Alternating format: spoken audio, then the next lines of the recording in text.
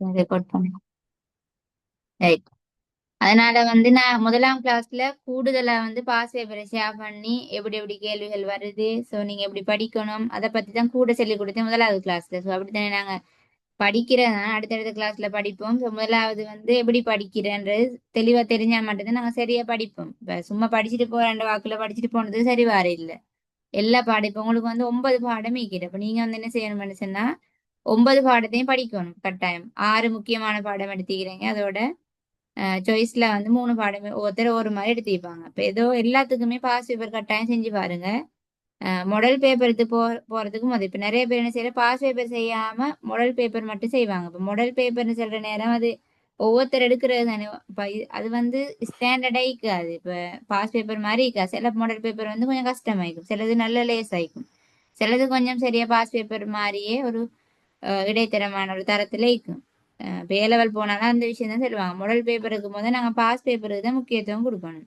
என்ன பாஸ் பேப்பர்னா என்ன, எங்களுக்கு ஓ லெவல் எழுதின ஸ்டூடெண்ட்ஸுக்கு வந்த பேப்பர் தான் பாஸ் பேப்பர்ன்ற. அப்ப அது மாதிரி உங்களுக்கு அந்த ஒவ்வொரு இயரையும் செஞ்சு கொண்டு போற ஒரு ஐடியா வரும். இந்த கேள்வி தொடர்ச்சியா வருது, இப்ப அந்த வார செக்ஷன்ஸ் தான் தொடர்ந்து வருது. அப்படியே அப்படித்தானே பார்த்தீங்கன்னா விளங்கிக்கும் உங்களுக்கு. ஆனா கேள்வி வார ஓ விதம் வந்து கொஞ்சம் வித்தியாசமா இருக்கும், அவ்வளவுதான். அப்ப அந்த பாஸ் பேப்பரே நீங்க திரும்ப திரும்ப செஞ்சு ப்ராக்டிஸ் பண்ண போனா நீங்க நிறைய விஷயங்களை அதனாலே படிச்சுக்குவீங்க. பாஸ் பேப்பர் ஒன்று செய்யற நேரம் டவுட் ஒன்று வந்துச்சுன்னா திரும்ப நோட்ஸ் போயிட்டு அதை எப்படி செய்யறேன்னு கொஞ்சம் கிளியர் பண்ணிட்டு திரும்ப இந்த கேள்விக்கு வரணும். அப்படி டவுட் வர வர புக்கை பார்த்து திரும்ப பேப்பரை செஞ்சு அப்படி மாறி மாறி படிச்சுட்டே போற நேரம் ஃபர்ஸ்ட்டுக்கு முதலாம் பேப்பர் செய்யற நேரம் கொஞ்சம் கஷ்டமாயிக்கும். என்ன அப்படித்தானே இப்பதான் நாங்க கேள்வி செய்ய ஸ்டார்ட் பண்றோம். கொஞ்சம் அந்த கேள்வி பேட்டர்ன் விளங்காதால கொஞ்சம் சில கேள்வி விளங்காமிக்கும். அப்ப பின்னங்கள் ஒரு கேள்வி உங்களுக்கு தெரியும். ஸ்ட்ரக்சர்ல வந்து பின்னங்கள்னு ஒரு கேள்வி வருது. இந்த இப்ப நான் இது 2024ஆம் ஆண்டு பேப்பரை ஷேர் பண்றேன். இப்ப பேப்பர் வந்து உங்களுக்கு பேப்பர் ஸ்ட்ரக்சர் தெரியும் தானே. பகுதி ஏ பகுதி பி ரெண்டு இது ஓ அப்படித்தானே. ஓ பகுதி ஏ ஓ பகுதி பேப்பர் ஸ்ட்ரக்சரே தெரியும். வாழ்க்கையில பேப்பரை செய்யற இல்ல ஓ லெவலுக்கு போயிட்டு தான் ஓ லெவல் பேப்பர் உண்டு இப்படி மாடலா பாக்குற மாதிரி இருக்கு. அப்படி எப்படா நாங்க ஏற்கனவே இந்த பேப்பரை ம் வந்து பிரிண்ட் எடுத்து எக்ஸாம் மாதிரி எல்லாம் வச்சு நாங்க செஞ்சு ப்ராக்டிஸ் பண்ணணும். அப்பதான் எங்களுக்கு அந்த அது வந்து சரியா அந்த இடைவெளியில எழுதுறதுக்கு பழக்கப்படும் எங்களுக்கு. அந்த சிலக்கள் அந்த தந்த இடைவெளி போதாம போற செய்யறதுக்கு அந்த ப்ராக்டிஸ் இல்ல. ஸோ அங்கங்க ம் எல்லாம் ப்ராக்டிஸ் சரி சரி ஸ்டார்டிங் இல்ல முடிவு இல்லாம எழுதிட்டு போனோம்னு சொன்னா அது ஒரு ஒழுங்கு இல்லாம இருக்கும். அப்போ ஒரு நீட்டா எழுதி அந்த இடத்து அந்த ஸ்பேஸ் வந்து கட்டாயம் அந்த விடை எழுதுறதுக்கு போதுமான இடமாகத்தான் நிற்கும். அதனால அப்ப 7 மணி சொன்னா கட்டாயம் போட்டோ காப்பி எடுத்து எங்களுக்கு செஞ்சு பாக்குறேன் நல்ல அந்த பேப்பர்ல. இப்ப நான் சில ஆக்கள் பிடிஎஃப் வச்சு படிப்பாங்க. இந்த லெப்ட்ல இல்லாட்டி போன்ல பார்த்து படிக்கிறது கஷ்டம். எதனா தொடர்ச்சியா எங்களுக்கு ஸ்கிரீன் பார்த்துட்டீங்கன்னா நாங்க டயர்ட் ஆகும், என்னோட கண் டயர்ட் ஆகும் தொடர்ந்து அந்த வெளிச்சத்தை பார்த்துட்டீங்கன்னா. ஸோ அது வந்து ஒரு சக்சஸ் ஓ இல்லை. பேப்பர்கள் வந்து 7 மணி சொன்னாங்களால இப்ப எல்லாருக்கும் எல்லா பேப்பரையும் பிரிண்ட் எடுத்து செய்ய 7 மணி எனக்கு செல்ல தெரியாதானே ஒவ்வொருத்தரும் ஒரு மாதிரி. ஸோ அதனால 7 மணி சொன்னா கட்டாயம் பிரிண்ட் எடுத்து கையில இந்த பேப்பர் செஞ்சு செஞ்சு பார்க்கதான் மிச்சம் நல்ல அந்த கையில பேப்பர் இருக்கணும். குறைஞ்சது லாஸ்ட் 5 இயர் மட்டுமாலும் போட்டோ காப்பி பிரிண்ட் எடுத்து அந்த பேப்பர்லயே செஞ்சு பாருங்க. அதுதான் மிச்சம் பிரயோசனமாயிக்கும். இப்ப நீங்க வேற யாரும் சரி பாஸ் பேப்பர் எடுத்து செய்யறீங்களா என்னன்னு சொன்னா அதுல எழுதிப்பாங்க. அப்ப அந்த விட விளங்கும், அழிச்சாலும் விட விளங்கும். அந்த நேரத்துக்கு எங்களுக்கு ஐடியா வரும். அதை பார்த்து ஐடியா எடுக்கிற மாதிரி தான் யோசிப்போம் நாங்க. அது வளமே எல்லாரும் அப்படித்தானே ஒரு விடை ஒண்டிக்குதுன்னா அதைத்தான் பாடுபடுமே எனக்கு. பேப்பர்ல வந்து எந்த விடையும் மீக்கப்படும். அப்படி சும்மா ஹிஸ் ஆன இந்த பேப்பரை கூட நான் ஷேர் பண்ணிடுவேன் கிளாஸ்ல ஜாயின் பண்ணி நான் ஒரு வருஷம் பாஸ் பேப்பர்ல பிடிஎஃப்பும் போடுவேன். அதை பிரிண்ட் எடுக்கவும் பிரிண்ட் எடுத்து உங்களுக்கு எக்ஸாம் மாதிரி வச்சு செஞ்சு பார்க்கிறேன். பிடிஎஃப் போட்டுடுறா. ஓ நான் பிடிஎஃப் ஷேர் பண்ணுவேன் சரி தானே. கிளாஸ்ல வந்து ஜாயின் ஆன பிறகு நான் குரூப்ல எல்லாம் போடுவேன். லாஸ்ட் 5 இயர் முக்கியமா போடுவேன். சரியா. நான் ம் விளாம்படுத்தின பிறகு ஸ்கீம் இருக்கிற சில வருஷங்களுக்கு அதையும் தருவேன் நான் உங்களுக்கு. எல்லாம் விளாம்படுத்தி கட்டாயம் ஃபர்ஸ்ட் நீங்க வந்து எக்ஸாம் பேப்பர் நீங்க செய்யணும். நான் வந்து செய்யாம எக்ஸ்பிளைன் பண்றேன் இல்ல. பிழையாகின பிரச்சனை இல்லை, நீங்க ட்ரை பண்ணணும். அது நான் எப்படி எப்படி செய்யறேன் என்னென்ன கேள்வி செஞ்சுட்டு வரணும்னு நல்ல நேரத்தோடய செல்லுவேன் உங்களுக்கு ஸ்டார்டிங். அப்புறம் தான் கிளாஸ் நடக்கும். ஃபர்ஸ்ட் நீங்க செஞ்சுட்டு வருவீங்க, அப்புறம் கிளாஸ்ல வந்து நான் உங்களோட விடைகளையும் பார்த்து நீங்க விடைகளை எழுதி இந்த போட்டோ எடுத்து எனக்கு வாட்ஸ்அப் பண்ணி வச்சுன்னு சொன்னா ஒவ்வொருத்தரும் எப்படி எப்படி பிள்ளைகள் விட்டுக்கிறேன்னு பார்த்து அதை நான் திருத்தி தருவேன். இப்ப அதுதானே முக்கியம். இப்ப நீங்க விட்ற ஓ பிள்ளைகள் தானே நான் பார்க்கணும் கூடுதலா. ஓ ஓ, நீ அப்பதான் அந்த பிள்ளை உங்களுக்கு திரும்ப வராது. இப்ப உங்களுக்கு சில நேரம் நீங்க எங்க பிள்ளை விடுறீங்கன்னு அடையாளம் காணலாம் போகும் உங்களுக்கு. அப்ப அதனால ஒருத்தர் திருத்தி தரணும் உங்களுக்கு அது. அப்ப நீங்க அனுப்புற விட நான் கட்டாயம் பார்ப்பேன், எல்லாத்தையும் பார்த்து நீங்க நீங்க என்ன இந்த பிள்ளை விட்டீங்க திருத்தீங்கன்னு நான் சொல்லியும் தருவேன் இன்ஷா அல்லாஹ். ஸோ இப்படித்தான் என்னோட பாஸ் பேப்பர் கிளாஸ் வந்து ஷோர்ட்டா சொல்றேன்னு சொன்னா இப்ப இப்ப நீங்க வந்து ஃபுல் பாஸ் பேப்பர் வந்து செய்யற அளவுக்கு இல்லைன்னு சொன்னா இப்ப ஓ லெவல் வந்து இப்ப எத்தனாம் பாடம் போகிறோம் உங்களுக்கு நிறைய பேர் செகண்ட் டைம் வந்து தொடங்கி. செகண்ட் டைம் நீங்க தொடங்கிக்கிறீங்க இப்ப நிறைய பேர் இதுக்கு முதல் ஜாயின் பண்ணலாம்னு சொன்னாங்க ஃபர்ஸ்ட் டைம் பாடமே முடிஞ்சிடல அவங்களுக்கு இன்னும் முதலாம் தவணை ரெண்டாம் தவணை மூணாம் தவணை அடித்தேன் இப்ப முதலாம் தவணை பாடத்துல தான் எல்லாருமே இருக்கிறாங்க இப்ப நீங்க செகண்ட் டைமுக்குள்ள வந்துக்கிறீங்க இப்ப தேர்ட் டைம் பாடம் எல்லாம் இருக்கிறது அப்ப பாடம் முடியவே எப்படியும் இப்ப உங்களுக்கு டைம் எடுக்கும் இல்லையா எப்படியும் எக்ஸாம் ஜனவரியே எல்லாம் படிச்சு முடிஞ்சு பேப்பர் செய்ய வந்தேன்னு சொன்னா டைம் கிடைக்காது அந்த நேரத்துக்கு அப்ப இப்ப இருந்தே கொஞ்சம் ஓ கொஞ்சம் படிச்ச பகுதியை சரி பாஸ் பேப்பர் கேள்வியை ப்ராக்டிஸ் பண்ணிட்டு போனா மிச்சம் பிரயோசனமா இருக்கும் ஓ இப்ப நீங்க கூட ஒரு பாஸ் பேப்பர் எடுத்தா உனக்கு விளங்கும் இந்த கேள்வி வந்து நாங்க படிச்ச மாதிரி இருந்துச்சுன்னா அது செய்யலாம் உங்களுக்கு சிலது வந்து 10, 11 எல்லாம் சேர்த்து வரும் அதனால ஃபுல்லா செஞ்ச பிறகுதான் ஃபுல் கேள்வி செய்யலும் ஆனா சில பகுதி தொடர்ச்சியா 10ஆம் ஆண்டுல வருது என்ன இப்ப உதாரணம் ஸ்ட்ரக்சருக்கு வந்தவன்டா அந்த அமைப்பு கட்டுரை வினா அது வந்து பகுதி பி இதை பாருங்க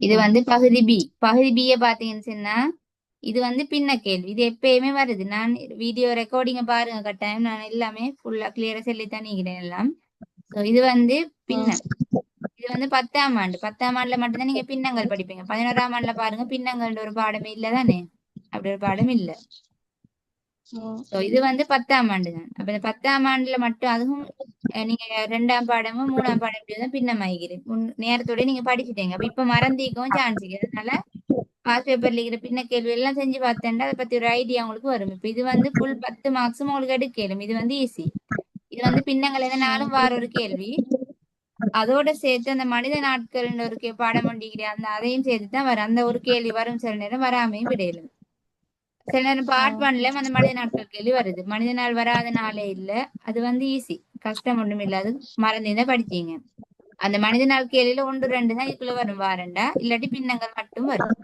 அவ்வளவுதான் அப்ப இது வந்து 10ஆம் ஆண்டுல நீங்க படிச்சு முடியும் அப்ப இது ஃபுல்லா நீங்க பாஸ் பேப்பர் கேள்வி எல்லாம் ப்ராக்டிஸ் பண்ணி பார்த்தா உங்களுக்கு விளங்கும் இப்படித்தான் கேள்வி கேட்கறாங்க அந்த பெட்டர்ன் மாதிரி இல்ல கொஞ்சம் கொஞ்சம் வித்தியாசமா ஆகுமே தவிர ஒரு கேள்வியை நீங்க நல்லா விளங்கி படிச்சிட்டீங்கன்னா அந்த அடுத்த கேள்விக்கு எப்படி ஐடியா எடுக்கிறன்ற ஒரு தெளிவான ஐடியா ஒன்று உங்களுக்கு கிடைக்கும் ஸோ அதனால இதுவும் நான் கிளாஸ்ல செய்வேன் உங்களுக்கு வந்து பின்ன கேள்வி எல்லாம் ஃபர்ஸ்ட் நாங்க இதுல நான் 10ஆம் ஆண்டு ஃபுல்லா படிச்சு முடிஞ்சேன் நம்ம பின்ன கேள்வி ஃபுல்லா எங்களுக்கு இப்ப செய்யலுமா இருக்குது பாஸ் பேப்பர் கேள்வி குறைஞ்சது லாஸ்ட் 5 இயர் செய்வோம் அடுத்தது வந்து இந்த பரப்பளவு சுற்றளவு இதெல்லாம் நீங்க படிச்சு முடிச்சு இது வந்து இந்த நாளும் வார பரப்பளவு சுற்றளவு எல்லாம் சேர்த்து ஒரு கேள்வி கட்டாயம் வாரதே தான் சின்ன ஒரு பகுதி வரும் இல்லாட்டி ஃபுல் கேள்வியாவே வரும் 2ஆம் கேள்வியா அப்ப அதுவும் செஞ்சு காட்டுவேன் நான் பாஸ் பேப்பர் இப்ப அது செஞ்சு முடிஞ்சுதானே சோ அப்படி 10ஆம் ஆண்டை வச்சு நிறைய கேள்வியில உங்களுக்கு என்ன செய்யலுமா அடுத்தது பார்ட் டூக்கு வந்தேன்னு சொன்னா இது வந்து இப்ப எல்லாரும் படிச்சுட்டேங்க முதலாம் கேள்வி வந்து இப்ப உங்களுக்கு ஃபுல்லா செய்யலுமேன்னு சொன்னா இது முதலாம் தவணை பாடத்துல 11ஆம் ஆண்டுல வந்து வாடகை கொள்ளளவு அப்படின்ற ஒரு பாடம் உண்டிகிறது அப்படித்தானே அடுத்தது கூட்டு வட்டி இப்ப நீங்க 10ஆம் ஆண்டுல வந்து எளிய வட்டி சதவீதத்துல எளிய வட்டி எல்லாம் படிச்சுப்பேன் சதவீதத்துல 10ஆம் ஆண்டு சதவீதம் ஒரு பாடம் இருக்குது அதுல எளிய வட்டி படிச்சுக்கிறீங்க 11ஆம் ஆண்டுல முதலாம் தவணையில படிச்ச நீங்க என்ன கூட்டு வட்டியும் வாடகை கொள்ளளவுன்னு சொல்லி ஒரு பாடம் உண்டிக்கும் அதுல பங்குச்சந்தை அந்த எல்லாம் வருது இல்லையா பங்குச்சந்தை பங்கு லாபம் பங்குகள் எண்ணிக்கை மாத அப்படி நிறைய இருக்கிற விஷயம் சமன்பாடு இருக்குது சமன்பாடை அப்ளை பண்ணி அப்படியே கண்டு கொண்டு போறது அதுல ஒன்றும் இல்லை அப்ப அந்த ரெண்டையும் வச்சுதான் 10ஆம் ஆண்டுல நீங்க படிக்கிற சதவீதம் என்ற எளிய வட்டியையும் 11ஆம் ஆண்டுல படிக்கிற அந்த பங்குச்சந்தை கூட்டு வட்டி அதெல்லாம் சேர்த்தத ஒரு கேள்வியாத்தான் இந்த பகுதி ஏல வர முதலாம் கேள்வி வர எப்பயுமே சரி அதுகள் இப்ப வாட்சி பார்த்தீங்கன்னா உங்களுக்கு விளங்கும் அதெல்லாம் நீங்க இப்ப படிச்சு முடிஞ்சு இப்ப இந்த முதலாம் கேள்வி ஃபுல்லா உங்களுக்கு செய்ய இயலும் அப்ப கட்டாயம் பாஸ் பேப்பர்ல ட்ரை பண்ணுங்க அதையும் நாங்க எங்க கிளாஸ்ல செய்வோம் ஃபுல்லா ரைட் அடுத்தது வரை பிறந்தனால வரக்கூடிய கேள்வி அதுல ஒன்றுமே இல்லை இல்லையா சமன்பாடு தருவாங்க அந்த பெருமானத்தை போட்டு வைக்குரிய பெருமானத்துக்கு கிராஃப் வரைஞ்சாலே பெரிய மார்க்ஸ் வந்து கிடைச்சிடும் அப்புறம் தொடர்ச்சியாக கேட்கக்கூடிய கேள்விகள் தான் கொஞ்சம் கீழே வரும் அதுகளை ப்ராக்டிஸ் பாஸ் பேப்பர்ல வர மாதிரி நீங்க தொடர்ந்து ஈக்கிற கேள்வி எல்லாம் ப்ராக்டிஸ் பண்ணீங்கன்னா ஈஸியாയി அடுத்தது வந்து இப்ப கடைசிக்கு இப்ப நான் வந்து என்ன செய்யணும்னு சொன்னா இப்ப கடைசிக்கு பாத்தீங்கன்னு சொன்னா ஒரு கேள்வி உண்டு என்ன தொடைகள்னு ஒரு பாடம் உண்டு தொடைகள் வந்து நீங்க 10ஆம் ஆண்டுலயும் படிச்சீங்க 10ஆம் ஆண்டுல படிச்சது என்ன 2 வட்டம் தானே பொதுவார நேரம் 2 வட்டம் மட்டும்தான் 10ஆம் ஆண்டுல படிச்சேன் அப்படித்தானே ஞாபகம் வைக்கிறா ஓ ஓ சோ 10ஆம் ஆண்டு தொடைகளை பாத்தீங்கன்னா ரெண்டு வட்டம். இப்ப பொது வரும் தானே, இப்படி பொது இடைவெட்டு வார நேரம் ரெண்டு வட்டம் சேர இடம் தான் இடைவெட்டு நீங்க படிச்சிருப்பீங்க. இப்ப 11ஆம் ஆண்டை பொறுத்த ஓ வரைக்கும் மூணு வட்டம் வரும். மூணு வட்டமும் வந்து மூணு வட்டமும் சேர்ற இடம் தான் அங்கு இடைவெட்டாக வரும் பொது. இதை நாங்க மூணுக்கும் பொதுவான பொதுன்னு சொல்லி மூணு பாடத்தையும் கற்போர் அப்படின்னு சொல்ற நேரம் இது. இப்ப 10ஆம் ஆண்டுல மெயினா ரெண்டு வட்டம் தான் படிச்சு, நீங்க 11ஆம் ஆண்டுல மூணு வட்டம் போட்டு தொடைகள் படிப்பீங்க. அது கஷ்டம் இல்லைண்டா. 10ஆம் ஆண்டு நல்ல விளையினத்திற்கு 11ஆம் ஆண்டு ஒரு கஷ்டம் இல்லைண்டா, அங்க ஒன்றும் இல்ல. மூணு வட்டம் வந்து எப்படி செய்யறன்ற அந்த ஐடியா மட்டும்தான் மேலதிகமா பார்க்க வேண்டி வரும்.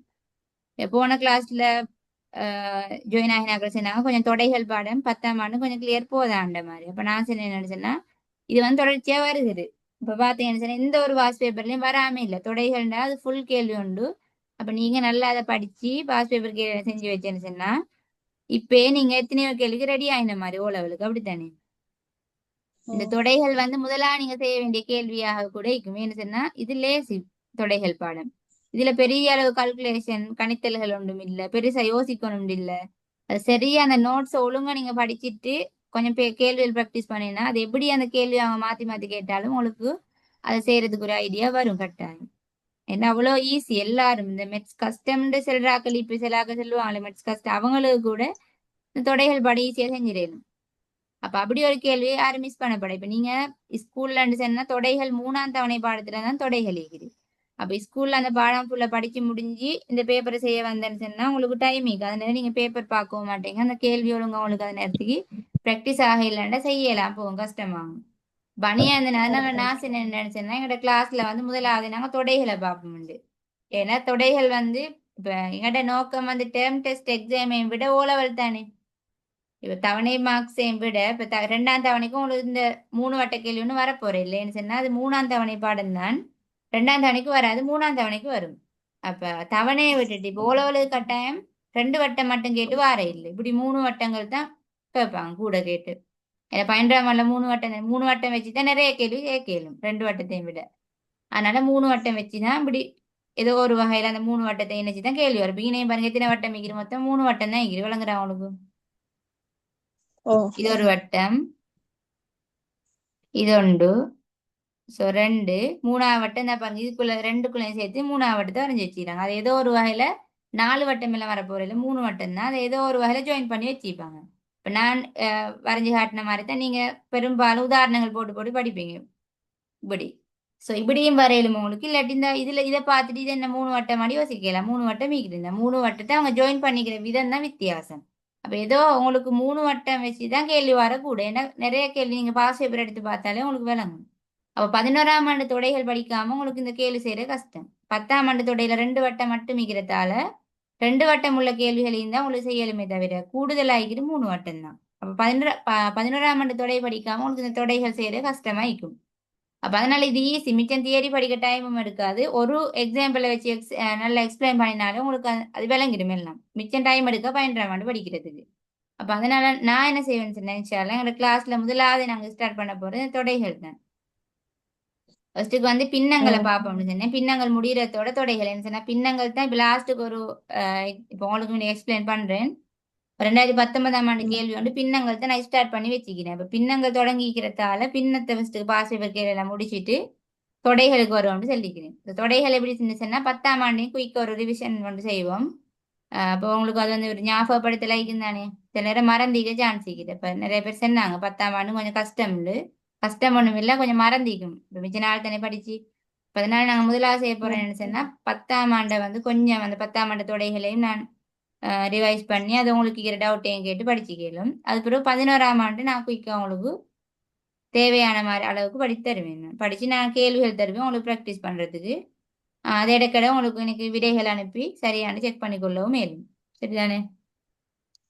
ஸோ இப்படித்தான் என்னோட கிளாஸ் நடக்கும். அப்போ முதல்ல பின்னங்கள் எல்லாம் முடிச்சிட்டு அது பிறகு பாஸ் பேப்பர் கேள்வியை வச்சு நான் என்ன செய்வேன், தொடைகள் கேள்வி எல்லாம் கடைசி 5 வருஷ தொடைகள் கேள்வி வந்து இப்ப நான் இப்ப எல்லா பாஸ் பேப்பரும் செய்ய டைம் இல்லை தானே, செஞ்ச அந்த செக்ஷன் மட்டுமே தான் படிச்சுட்டு இருக்க வேண்டி வரும். நீங்க நான் லாஸ்ட் 5 இயர் தான் விளாம்படுத்துவேன், டைம் இருந்தா அதுக்கு முன்னுக்கு போகலும். என்ன சொன்னா முக்கியம் வந்து கடைசி 5 வருஷ பேப்பர் தான் முக்கியம். அது வந்து கொஞ்சம் முன்னுக்கு வந்த பேப்பர் தானே, ஏற்கனவே கொஞ்சம் கிட்டத்துக்குள்ள வந்த பேப்பர் தானே மிச்சம் பலஸ்டிகையும் விட கிட்டத்துக்குள்ள வர மாடல் மாதிரி தானே கேள்விகள் வருகிறது. ஸோ அதனால கடைசி 5 வருஷ பேப்பர்ல இருக்கிற ஒவ்வொரு வகை கேள்வியை நாங்க பார்ப்போம். டைம் இருந்தா திரும்ப பழைய இயர்லயும் குயிக்கானு பார்க்கலுமா இருக்கும்.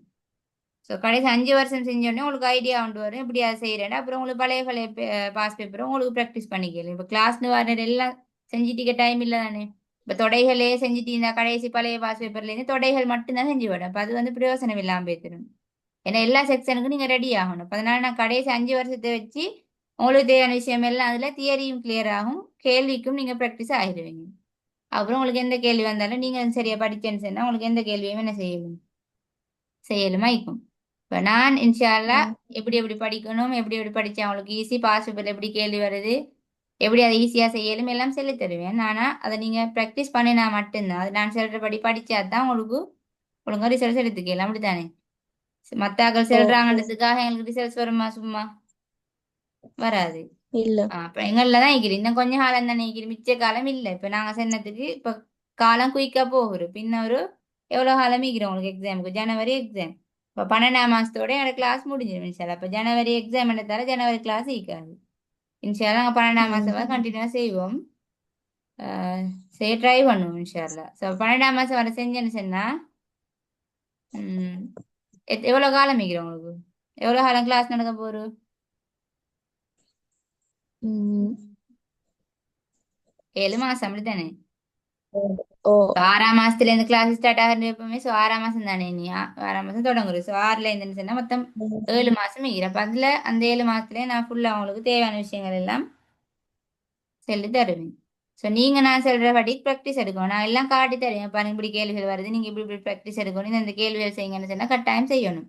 அப்ப முக்கியமா நீங்க உங்களோட கையில பிடிக்க வேண்டியது பாஸ் பேப்பர். இது மேத்ஸுக்கு மட்டும் இல்ல, சயின்ஸ் ஆகிக்கட்டும் இல்லையா? சயின்ஸ் ஆயிருந்தாலும் சரி, நீங்க எடுத்த எந்த ஒரு பாடமா இருந்தாலும் சரி, பாஸ் பேப்பர் தான் வச்சு அதை பேஸ் பண்ணி தான் நீங்க படிக்கணும். அதில் உள்ள கேள்விகளை கொஞ்சம் ட்ரை பண்ணுங்க. அதை பாஸ் பேப்பர் பார்க்கணுன்னு இருந்தா எந்தெந்த கேள்வி தொடர்ச்சியா வருதுன்ற ஐடியா உங்களுக்கு வரும். தொடர்ச்சியா வர கேள்விக்கு சில கேள்விகள் வந்து தொடர்ச்சியா கேட்கறதே இல்லை, அந்த செக்ஷன்ல வந்து கேள்வி வார இல்லை பொதுவா.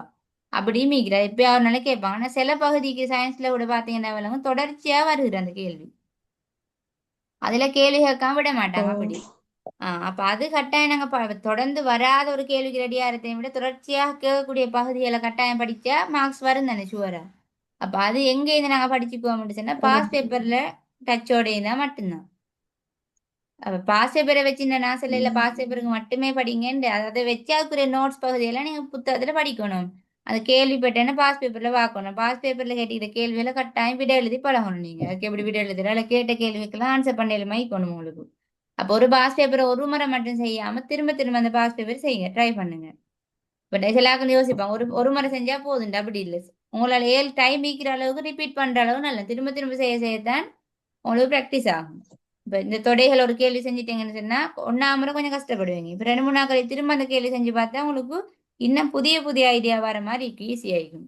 திரும்ப இன்னும் கொஞ்ச நாள் கழிச்சு அதே கேள்வி செஞ்சு பார்த்தீங்கன்னா அந்த அளவு ப்ராக்டிஸ் ஆகும் உங்களுக்கு. வேணுமா ட்ரை பண்ணி பாருங்க. இப்ப ஒரு விஷயத்த வந்து நாங்க ஒரு முறை படிச்சுட்டு விட்டுறதை விட கேள்வி இருந்தாலும் சரி ஒரு முறை செய்யறதை விட திரும்ப கொஞ்ச நாள் விட்டு விட்டு திரும்ப திரும்ப செஞ்சு பார்த்தேன்டா எங்களுக்கே ஒரு ஐடியா வரும், அதுல நல்ல ஒரு ஐடியா வந்து கிடைக்கும். ரைட். அப்ப இப்படித்தான்.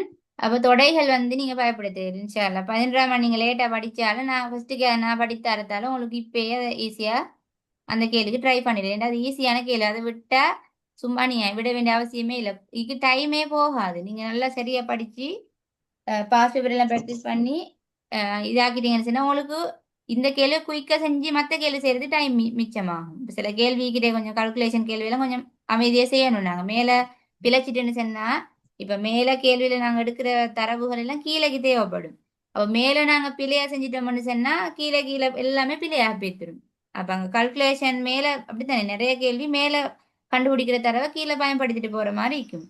அப்ப அங்கெல்லாம் நாங்க அவசரப்பட்டு செஞ்சுட்டோம்னு சொன்னா திரும்ப இடையில தான் விளங்கும் எங்களுக்கு. நான் மேல ஒரு இடத்துல பிள்ளை விட்டுட்டேன் எல்லாம் வெட்டிட்டு திரும்ப ஸ்டார்ட் பண்ணுவேன் ஆரம்பத்துல இருந்து. அப்ப அந்த இடங்கள்ல கொஞ்சம் கவனமா அமைதியை நாங்க செய்யணும். அப்ப இந்த கேள்வி எல்லாம் அப்படி பெருசா கஷ்டமாயிக்க அந்த அளவு கால்குலேஷன் ஒன்றும் இங்க இல்ல மத்த கேள்வி மாதிரி. அப்ப இது வந்து சரியா நீங்க அதுக்கும் இதுக்கு அவசரப்பட்டு போக சொல்ல இல்லை. நான் இதுக்கு நல்ல பிராக்டிஸ் இருந்தா குயிக்கா செஞ்சிடல. மத்த கேள்விகளை விட ஒப்பிட்டு ஒப்பிட்டு பாக்குறது இதை குயிக்கா செய்யலும். அப்ப இந்த ஓர்டரே செய்யணும் இல்லையே. பாட்டு பேப்பரை வந்து இந்த கேள்வி தான் ஒன்றா செய்யணும் இதான் ரெண்டாவது செய்யணும் அப்படி இல்லை. உங்களுக்கு விருப்பமான கேள்வி நம்பரை போட்டு செய்யணும். இந்த தொடைகள் கேள்வி ஒன்றா செய்யவும் மேலும். ஆனால் என்ன செய்யணும் நீங்கள் இந்த 12ஆம் நம்பரை கட்டாயம் போடணும். 12ஆம் நம்பர் போட்டுட்டு பெருசா வட்டம் போட்டுட்டு இந்த கேள்வியிட ரோம இலக்கத்தை போட்டு போட்டு விட எழுதிட்டு போகணும். எந்த கேள்வியும் முன்னுக்கு பின்னுக்கு மாற்றி எழுதணும். ஓடருக்கு எழுதணும்ன்ற ஒரு எந்த இதுவும் இல்லை. இப்போ அதில் நான் சொல்லித்தாரேன். இப்போ பாஸ் பேப்பர் இப்படி இப்படி செய்யணும் தேவை விட நான் கேள்வி ப்ராக்டிஸ் பண்ணுவேன். இடைக்கடை நாங்கள் எல்லாம் சொல்லி தருவேன். சரிதானே? இப்ப நான் சொல்றேன். இப்போ கடைசியில் அப்படி யோசிக்கணும். கடைசிக்கிற கேள்வி கடைசி தான் செய்யணும்னு யோசிக்கலாம். அப்படி இல்லை. புதிய புதிய கேள்வி ஸ்டார்ட் பண்ணோட்ல புதிய புதிய பேஜ்ல நாங்கள் ஸ்டார்ட் பண்ணணும். அவங்க தானே பேப்பர் தராங்க, நாங்கள் எடுத்து போறோம் இல்லையே. ஸோ கேட்க கேட்க தருவான் பேப்பர் எங்களுக்கு தேவையானதுக்கு எடுத்து. இப்போ புதிய ஒரு கேள்வி ஸ்டார்ட் பண்றோம்னா அதே பேஜ்ல கொஞ்சம் இடம் மீக்கிறதுக்காக அவடத்துல ஸ்டார்ட் பண்ணாம புதிய ஒரு பேஜ் எடுத்து அங்கேருந்து அந்த கேள்வி ஸ்டார்ட் பண்ணிட்டு போகணும். அது ஓ லெவலுக்கு மட்டும் இல்லை, ஏ லெவல் போனாலும் அப்படித்தான், யூனிவர்சிட்டி இப்போ எக்ஸாம் எழுதினாலும் அப்படித்தான். ஸோ பேப்பர்லேயே கொடுத்துருவாங்க புதிய கேள்வி வந்து புதிய பக்கத்தில் ஆரம்பிக்க உண்டு. சிலாக்க என்ன செய்யற அவங்க பேப்பர் எடுத்துட்டு போற மாதிரி பேப்பர் மிச்சம் கட்டுறதுக்கு இப்போ அரைவாசியில் கேள்வி இடத்துல கேள்வி முடிச்சுட்டு இப்போ இடத்துல அடுத்த நம்பரை போடுவாங்க, போட்டு இங்கே தொடங்கிட்டு போகிறோம். அப்படி போடப்படாது. நாங்கள் என்ன சொன்னால் அந்த நியூ பேஜில் புதிய கேள்வி தொடங்குற நேரம் திருத்துறாக்களுக்கு கூட அது டேஸ் ஆகிக்கும், எங்களுக்கும் ஒரு கிளியர் ஆகிக்கும். ஒவ்வொரு புது பேஜில் புதிய கேள்வி ஆரம்பிச்சு இப்போ அப்போ அதுக்குள்ளே இதுக்குள்ள குத்தி குத்தி எழுதாமல் நல்ல இடம் விட்டு நல்லா கிளியராக எழுதலாம். அவங்க நாங்கள் கேட்க கேட்க எவ்வளோ நாளும் தாழ் தருவாங்க எங்களுக்கு. வாங்கி எழுதல நாங்கள் இன்னும் எடுத்து போகிற இல்லை தானே. ஸோ இது வந்து அப்போ நான் செல்ல வந்து நினைச்சேன்னா தொடைகள் அது மிக முக்கியமான செக்ஷன். அது வந்து முதலாவது பின்னத்துக்கு அடுத்து நான் செய்ய போகிறது இந்த தொடைகளை தான். அடுத்தது வந்து உங்களுக்கு தெரியும் கூட்டல் விருத்தி. அடுத்து அமைப்புகள் ஒரு கேள்வி இருக்குது. அமைப்புண்டா என்ன? 10ஆம் ஆண்டு படிப்பீங்க, இப்போ சில பாடம் இருக்குது 10ம் படிக்கிறீங்க 11ம் படிக்கிறீங்க, அது ரெண்டையும் சேர்த்து தான் கேள்வி வரப்போகுது. இப்போ 10ஆம் ஆண்டை மட்டும் படித்து செய்யவும் மேலாது, 11 மட்டும் படித்து செய்யவும் மேலாது. இப்போ அதில் ஒன்று தான் தொடை. இப்போ தொடை வந்து 10ஆம் ஆண்டு நாலேஜும் வேணும், 11ஆம் ஆண்டு நாலேஜ் எல்லாம் சேர்த்து தான் அந்த தொடைகள் கேள்வி நீங்கள் அணுகணும். அப்போ ரெண்டு பாடம் படிச்சுக்கணும். 10 மட்டும் படிச்சுட்டு இந்த தொடைகள் செய்யவே இல்லை அவங்களுக்கு. என்னங்க 3 வட்டமே 11ஆம் ஆண்டு படிச்சுட்டு 10ஐயும் கொஞ்சம் ரிவைஸ் பண்ணிட்டு செஞ்சீங்கன்னா சரி. இப்ப 7ஆம் கேள்வி பாருங்க. இது எந்த நாளும் வார ஒரு கேள்வி. என்ன? அமைப்பு. நீங்க புக்ல பார்த்தா உங்களுக்கு விளங்கும். சுபாங்க சொல்றாங்க, அது முடிஞ்ச நான் ஸ்டார்ட் பண்றேன்.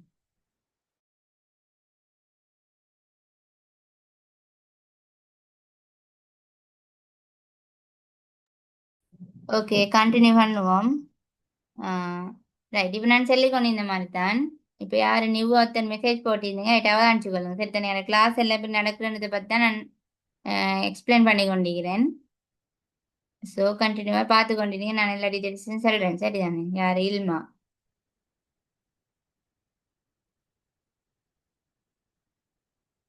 அவதானிச்சீங்கன்னு சொன்னால் 7ஆம் கேள்வி. 7ஆம் கேள்வி வந்து என்ன? அமைப்பு. நீங்க எந்த ஒரு பாஸ் பேப்பர் கேள்வி எந்த இயரை பார்த்தாலும் 7ஆம் கேள்வி எது வாய்க்கும்? அமைப்பா தான் நிற்கும். இப்போ பாஸ் பேப்பர் இருக்கிறாக்களுக்கு உனக்கு நான் சொல்ற விஷயம் என்ன செக் பண்ணி பார்க்கணும். சரிதானே? அமைப்பு கேள்வி கட்டாயம் வரும், அதை யாருமே மிஸ் பண்ற இல்லை. அது சரி, ஈஸியா செய்ய இயலும். யாருக்கு இப்ப நான் ஈஸியா செய்ய இயலும்னு சொல்றது எல்லாம் கேள்வி ஈஸி தான், பட் ப்ராக்டிஸ் இல்லாம ஈஸியாகாது யாருக்குமே. அது ப்ராக்டிஸ் பண்ணினா செய்யக்கூடிய ஒரு கேள்விதான். இப்ப நிறைய பேருக்கு வந்து இப்போ உங்களுக்கு தெரியும் பார்ட் 2 எஸ்ஏல இந்த கட்டுரை வினால வந்து 2 நிறுவல்கள் வரும். இப்போ சிலாக்களுக்கு எவ்வளவுதான் ப்ராக்டிஸ் பண்ணினாலும் நிறுவல் அவங்களுக்கு கஷ்டமாகும். எக்ஸாம்ல போய்த்து சில ஒரு நிறுவலை செய்ய இயலுமாய்க்கும், அடுத்த நிறுவல் கொஞ்சம் ஐடியா கஷ்டமாய் கேளும். என்ன வளமையா போதும் அப்படித்தான். நிறைய பேருக்கு கொஞ்சம் நிறுவல் கஷ்டம். நான் நிறுவல் கஷ்டம்னு சொல்ல வரையில செய்யலும் சிலாக்க நிறுவல் தான் ஈஸியா செய்வாங்க. அப்படியும் அது ஒருத்தரை பொறுத்து தானே. அது எங்களுக்கு செல்லையில உங்களுக்கு கஷ்டம் எனக்கு கஷ்டம் இல்லை அப்படி செல்ல. அது தனிப்பட்ட அவங்கள பொறுத்து ஒரு செக்ஷன் ஒவ்வொருத்தர் கஷ்டம் ஈஸியா ஈக்கலாம், அதுல பிரச்சனை இல்லை. இப்ப நான் செல்ல வர பொதுவா பொதுவா நிறுவல் கொஞ்சம் கஷ்டம் மாதிரி சொல்றதானே எல்லாரும். உங்களுக்கு என்ன மாதிரி நிறுவல் ஈஸியா? மற்ற கேள்விகளை விட நிறுவல் செய்வீங்க நல்லா? கொஞ்சம் கஷ்டம். கொஞ்சம் கஷ்டம். இல்மா,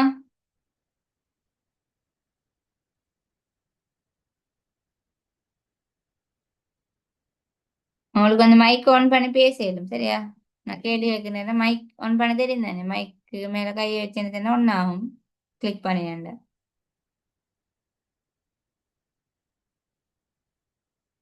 இப்ப வந்து ரெண்டு நிறுவனம் கஷ்டம்னு சொல்லல. ஆனா நீங்க அதுதான் நான் சொல்றேன், எப்பயுமே நிறுவல் கஷ்டம் நிறுவல் கஷ்டம்னு சில பேர் நிறுவலை வாசிக்கவே மாட்டாங்க. ஆனா அந்த இயர் வந்து ஈஸியா வந்து இருந்தேன்னு சொன்னா வேற ஒரு வளமையா செய்யற கேள்வி கொஞ்சம் கஷ்டமா வரையலும். அப்படி செல்லலாம் தானே எங்களுக்கு எப்பயுமே நாங்க ஒரு செய்யற கேள்வி ஈஸியா வரும்னு செல்லல அது.